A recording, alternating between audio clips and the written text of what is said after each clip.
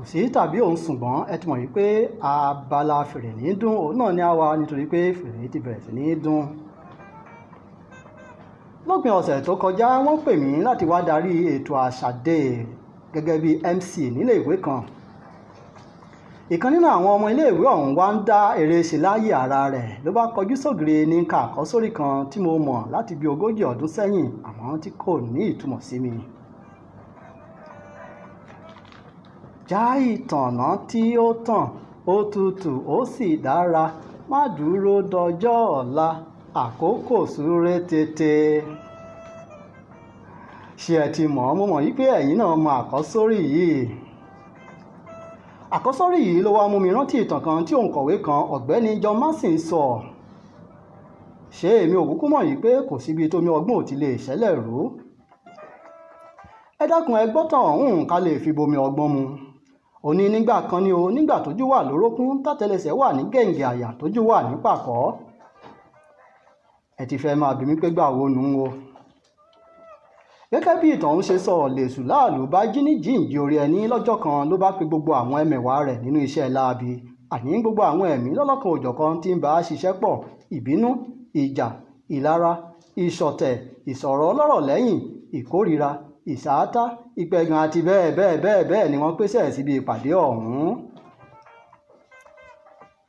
Ẹ kú ìjókòó gbogbo ẹ̀yin ìgbìmọ̀ májò bàjẹ́ mi, láàlú ní sọ̀rọ̀ ń o. Ọ̀nà bíjọba mi, ìjọba wa yìí á ṣe tẹ̀síwájú tá sì tún lókìkí sí ni mo fẹ́ ká jọ gbéyẹ̀wò. Kókó ohun tí mo fẹ́ ni wípé bí a ṣe sọ ilé ayé di kò ṣeé gbé fọmọ aráyé, tí a sì tún sọ ọ̀run di ibi àìwọ̀ fún wọn.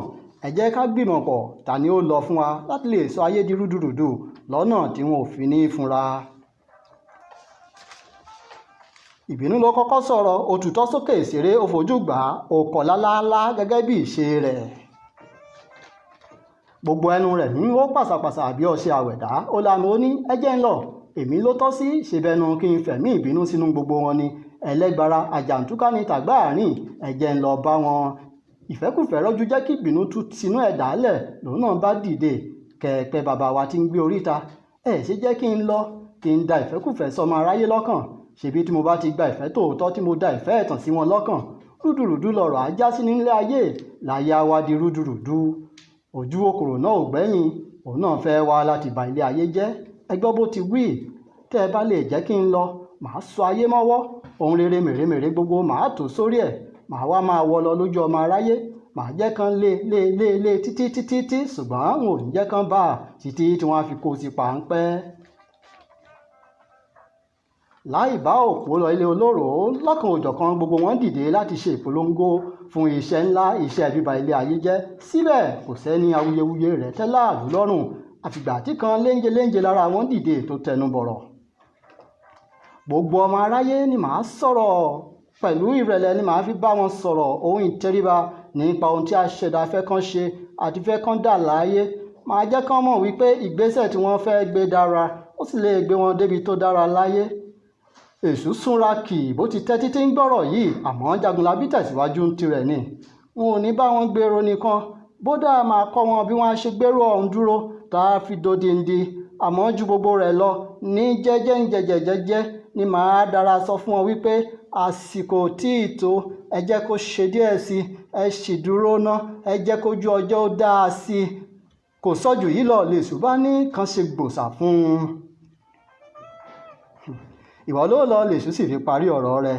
Ṣé ẹ ti mọ̀ wípé procrastination lẹ̀mí burúkú tí mò ń wí? Àfẹnuṣe ni, àfẹnuṣe lorúkọ rẹ̀.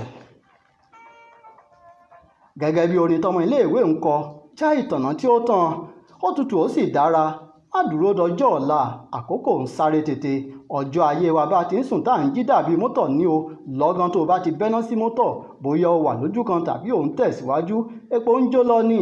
Báwa náà ti ń sùn tá à ń jí, tá à ń ṣe ohun tó yá ṣe tàbí tí àti ẹ̀ ṣe kankan, bẹ́ẹ̀ lọ́jọ́ ayé wa ń dínkù sí i, bẹ́ẹ̀ sì làǹfààní tí a ní láti lè gbé nǹkan ṣe ń dínkù sí i. Màá ṣèyí ńgbà tí nǹkan bá fara rọ díẹ̀ sí i, màá ṣe tọ̀hún tí nǹkan bá gbé pẹ́ẹ́lí, màá lọ tójú ọjọ́ bá dáa sí i, màá bẹ̀rẹ̀ tí mo bá ti gba ìgbéga, tí mo bá dókè màá bẹ̀rẹ̀ sí ní túṣàlẹ̀ ṣe, màá yìí náà ní gbogbo rẹ̀. Àfẹnusẹ ò gbéni débi ire láyé o, bíi tí a bá bà ní procrastination, ojú kan náà ni ìrìn àjò rẹ̀ mọ̀. ẹni tó fẹ́ kẹ́rù ò ní bẹ̀rù ojú ogun o.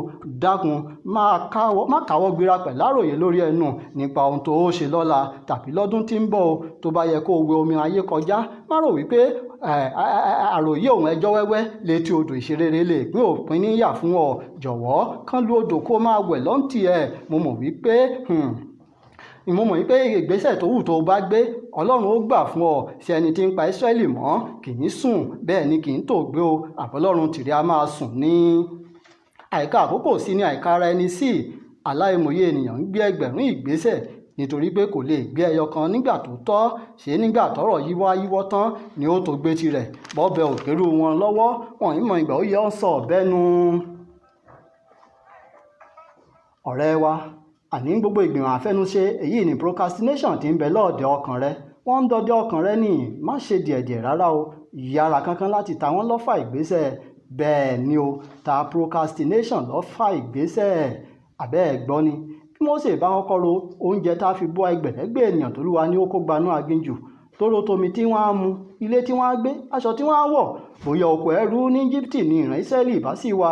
Bódà oko ẹrú gan ni Mósè alára ìbá kú sí. Jàre mọ̀mọ̀já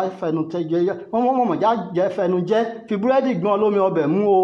Torí pé kó bá ti fàyè gbà lónìí, ohun tìkárẹ̀ la gba ọ̀la lọ́rẹ̀ẹ́. Gbogbo àwọn tí ìwọ ń wò bí aláṣeyọrí nítorí tí wọ́n gbé ìgbésẹ̀ tó tọ̀nà lákòókò tó tọ̀nà ni o. Ṣé bómi ò bá gbóná ẹ̀bà ò lè di títẹ̀ lọ́rọ̀ àṣeyọrí. Tó o bá gbé ìgbésẹ̀ ò lè gbéra rẹ̀ ni mò ń wí. Ẹni bá sì yára lògùn gbè lọ́rọ̀ àìdíà lọ́pọ̀lọpọ̀ ìgbà. Bó ti ń wá sí ọlọ́kàn bẹ́ẹ̀ náà ní ń wá sí tàmẹ̀dùn lágbájá lọ́kàn. Bí wọ́n bá wá gba procrastination láàyè tó o gbé ìgbésẹ̀ kí á mọ́ sá, ẹ dákun ẹ̀bi ta ni. Ilé ló fẹ́ kọ́ ni, má dúró dọjọ́ ọ̀la. Okòwò ló fẹ́ ṣe ni, ṣe é kíá. Àkókò ń sáré tètè. Ọ̀rẹ́ni tó wọ̀n ọ́ tó fẹ́ dẹnu ìfẹ́ kọ́ ni, tètè já ìtànná tí ó tán o. Ò lẹ́nìkan tọkàn rẹ̀ ṣe lóore, tètè ṣe é lásìkò. Ò fẹ́ nìkan lámọ̀ràn pé lónìí nítorí ọ̀la lè pẹ́ jù. Ìjà ń bẹ ńlẹ̀ tó fẹ́ kẹ́jẹ̀kọ rẹ̀ tán láwo. Má dúró dọjọ́ ọ̀la, má fè ní dọ́la, má fọ̀la dọ́sẹ̀ tí ń bọ̀.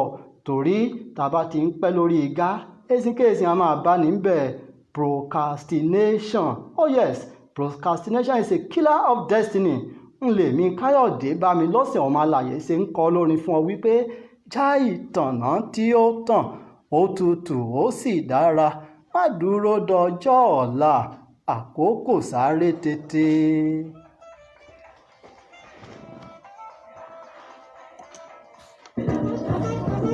Ẹja pàlùdà kí n. Round up, sign up, brother. Sign up.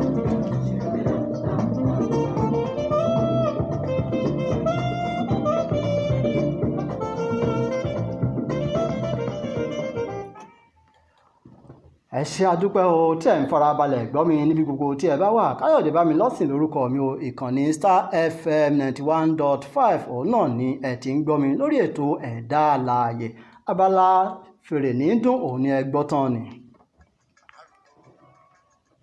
Gbogbo ẹ̀yin ọlọ́jọ́ ìbí lónìí, gbogbo yín pátá náà ni mo kúkú ń ké. N ò lólódì ẹnìkan o. Bí ẹ ti ṣe tọdún èyí ẹ ṣe tẹ̀mí. Ẹ̀yin tí ìgbéyàwó yín tí ó pé lónìí náà à ń kí yín o. Iná ìfẹ́ yóò máa jóròkè sí i ni.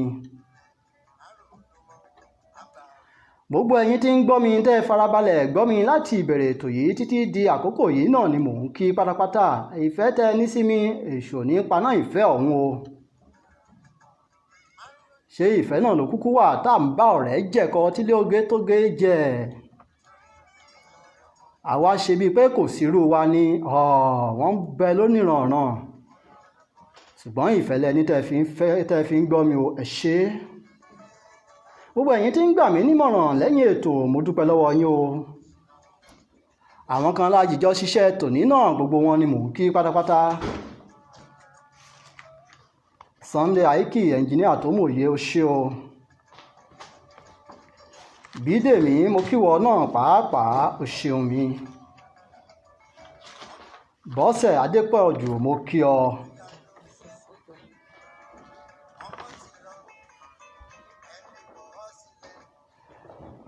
ǹjẹ́ agbe ṣetán agbe ń relé àlùkò ṣetán àlùkò ń rèlú ìkosùn odídẹrẹ́ ṣetán odídẹrẹ́ ń rèlú ìwò. ní díẹ̀ báyìí díẹ̀ náà ni mò ń dágbére lórí ètò ẹ̀dá alààyè.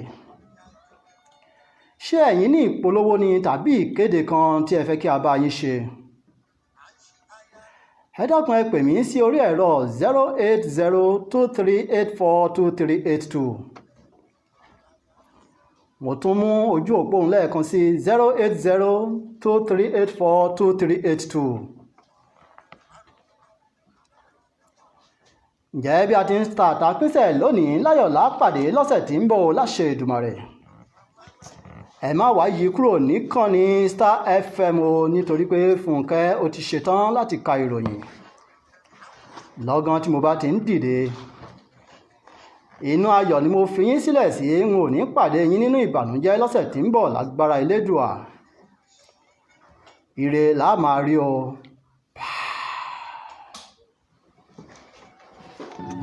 Kí ni ìṣẹ̀lẹ̀ ẹnjìníà? Ṣé fẹ́ lo iná ni? Ṣé fẹ́ lọ lo iná? Níbo? Kí lẹ fẹ́ fi kí n fi ka news ẹ̀ dàkú? Àwa náà lójú mẹ́rin. àṣìkò mẹ́rin gan-an èmi sì ń ranjú ní pẹ̀lú yín gan tó ṣì wà. Ẹ fún mi torchlight.